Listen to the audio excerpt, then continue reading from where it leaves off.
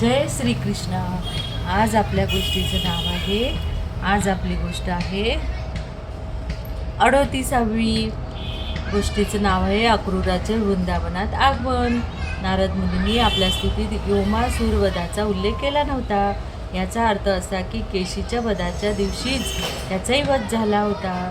केशी दैत्य अगदी सकाळीच ठार झाला होता आणि त्यानंतर गोप बालके गोवर्धनावर गायी चारण्यासाठी गेली आणि तिथे श्रीकृष्णाने व्योमासुराचा वध केला होता. दोन्हीही असुर सकाळच्या समयालाच मारले गेले होते. कंसाने अक्रूराला वृंदावनाला जाण्याची विनंती केली. ती संध्याकाळची वेळ होती. कंसाची आज्ञा घेऊन अक्रूर दुसऱ्या दिवशी सकाळी रथ घेऊन वृंदावनाला गेला. अक्रूर हा भगवंताचा थोर भक्त होता. वृंदावनाला जाताना तो भगवंताची प्रार्थना करू लागला. भक्त सदैव श्रीकृष्णाच्याच विचारात तल्लीन असतात आणि त्याप्रमाणे अक्रूर सतत श्रीकृष्णाच्या कमलनयनाचे चिंतन करीत होता. बघा, जो खरा भक्त असतो ना, त्या भक्ताला इतका आनंद होतो कारण की त्याला समजलं होतं की आता मला पुरुषोत्तम भगवान जो विष्णूचा अवतार आहे तो या वृंदावनात जन्माला म्हणजे रासलीला करतोय, तिथे लहानाचा मोठा होतोय असा भगवंत, पूर्ण पुरुषोत्तम भगवंत. आता मला त्याचं दर्शन होणार, मला त्याला पाहायला मिळणार, त्यांचा बालस्वरूप लीला मला बघायला मिळतील. तो अतिशय सुंदर आणि असा छान होता. इतके दिवस तो त्या कृष्णाचं वर्णन करूनच चिंतन करत होता. पण आज त्याला एवढा आनंद होत होता कारण आज प्रत्यक्ष भगवंताचे त्याला दर्शन होणार होते. आणि अशा भगवंताचे भगवत भक्ताला खूप आनंद होत असतो कारण भगवंत स्वतः पूर्ण ब्रह्म त्याला भेटणार होता. आणि तो अक्रूर हा वसुदेवाचा भाऊ होता आणि कृष्ण भक्त होता. त्याची खूप कृष्णावर भक्ती होती आणि श्रीकृष्ण हा परमविष्णू आहेत अक्रूराला माहीत होते. यात शंकाच नव्हती. भगवान विष्णू भौतिक प्रकृतीवर दृष्टिपात करतात आणि विश्वसृजन होते.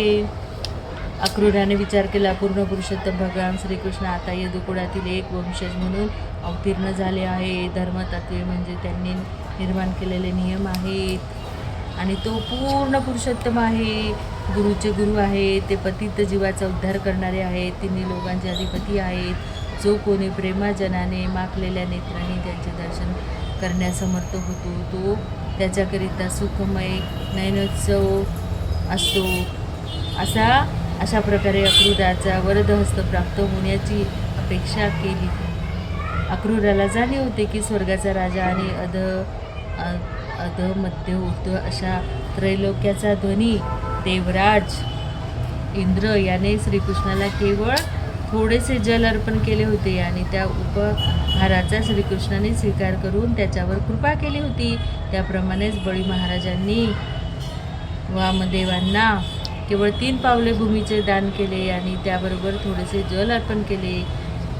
तर असा अक्रूर नंतर विचार करू लागला, जेव्हा श्रीकृष्ण आणि बलराम माझ्या स्वभावावर प्रसन्न होतील तेव्हा ते निश्चितच माझा हात पकडून आपल्या निवासस्थानी माझे स्वागत करतील. आणि तो जो म्हणजे पूर्ण प्रवासभर तो हेच वर्णन करत होता की कृष्ण भगवान मी त्यांना बघणार, माझं किती हतभाग्य, माझं किती मी सौभागी की पूर्ण साक्षात भगवंताचं मला दर्शन होणार. मी खूप चांगलं काम केलं असेल, मला असं वाटते की माझ्या आता सगळ्या पापाचा लय झाला आहे, तेव्हाच मला भगवंताचं दर्शन होते. असं खूप विचार करत पूर्ण रस्ताभर तो भगवंताविषयीच विचार करत होता. अक्रूर आणि विचार केला की श्रीकृष्ण हे स्वर्गीय लोकातील कल्पवृक्षाप्रमाणे आहेत. ते उपासकांच्या इच्छेनुसार फळ प्रदान करतात. पूर्ण पुरुषोत्तम भगवान हे सर्व गोष्टीचे उगम देखील आहेत.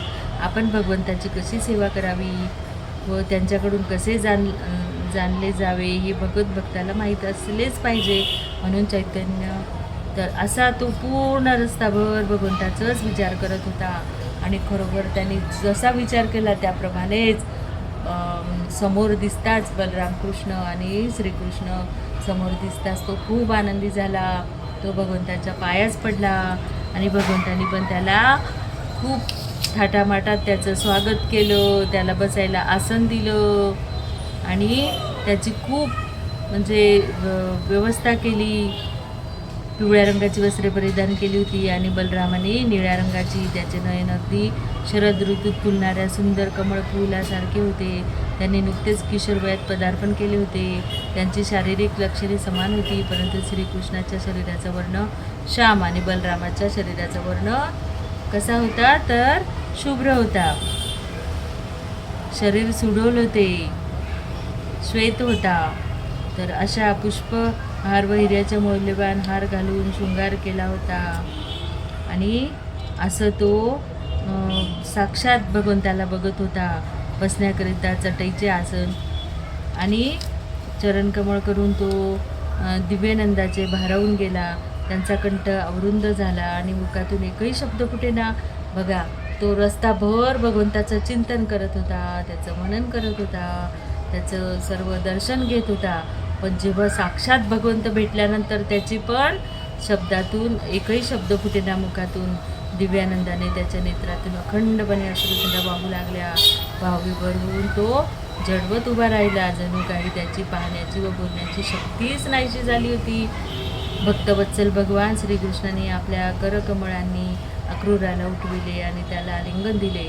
भगवान श्रीकृष्ण अक्रूरावर अतिशय प्रसन्न होते असे दिसले. बलरामाने देखील त्याला आलिंगन दिले. तदनंतर त्या दोघा बंधूंनी मोठ्या प्रेमाने त्यांच्या हात धरून त्याला बैठकीच्या खोलीत आणले आणि बैठकीसाठी सुरेख आसन प्रदान केले. नंतर त्यांचे पादप्रक्षालन करून मधुपर्क इत्यादी अर्पण करून त्यांची पूजा केली. अशा रीतीने अक्रूर सुखावून आसनावर विराजमान झाल्यावर श्रीकृष्ण बलरामाने त्याला एक गाय दान दिली आणि स्वादिष्ट पक्वान्नाची ताटे आणून त्याला अर्पण केली.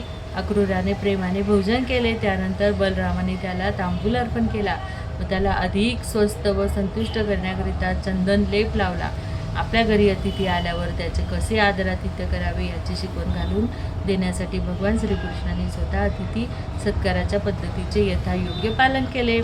देवाज्ञा अशी आहे की जरी अतिथी आपल्या शत्रू असला तरी त्याचे असे आदरातिथ्य केले जावे की त्याला यमराजाकडून कोणताही धोका होण्याची धास्ती राहू नये.